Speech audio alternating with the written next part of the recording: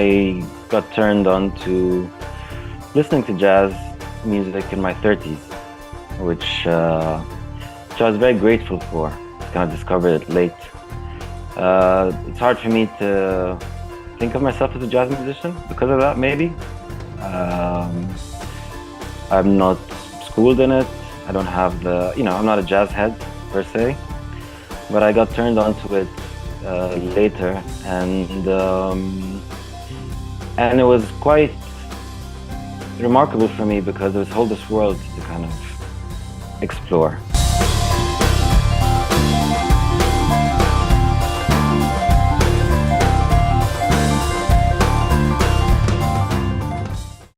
I took guitar lessons when I was young. That was my first instrument. That was as far as I did in terms of musical education. So I'm not very literate musically. I don't read and write music. Never got any formal studying. A lot of my music is also modal, so there's not a lot of chords and harmonies, and I mean that's the Arabic influence. So a lot of it is just learning the melodies and the parts, and then also very heavily based on improvisation too. So I have ideas about how to what kind of improvisation, the instrumentation. So there's always melodies, always something very concrete to hold on to, but there's also a lot of things to be discussed and to be kind of open and to see how it sounds and how it goes. So it's not really a rigid kind of written music.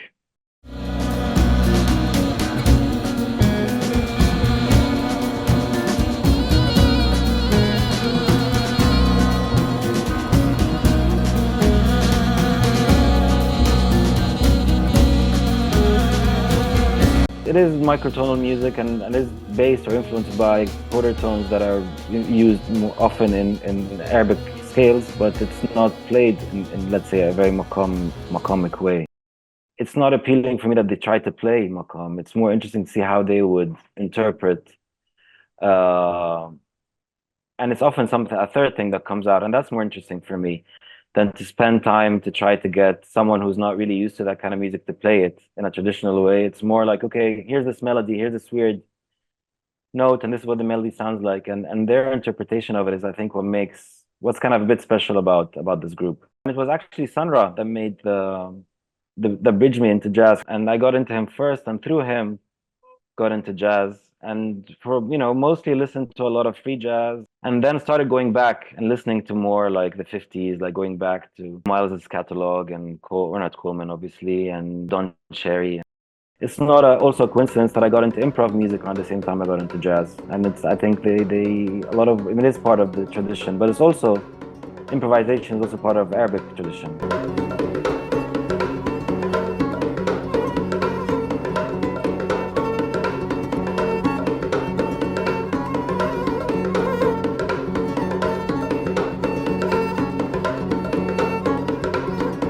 Some of the compliments I get about my improvisational in concerts is that I'm constantly trying to compose on my feet, and that's also like part of what improvising for me is like it's always trying to find something, but ultimately,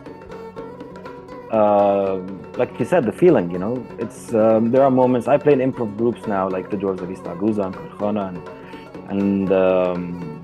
and other groups, and it's really like now it's become such an integral part. Like I can't imagine just going back to playing songs or just have that that part of my musical language now. It's something I cherish very much, and it gives you something that yeah, but obviously with time you also realize that it's all intertwined. Like a lot of groups that can be composed music within an improvisational frame. There's so many. I mean, it's also always says, it's not really like that kind of didactic of like improvisation as in composed, but ultimately just having purely improvisational groups is also something else that I really, really very grateful for.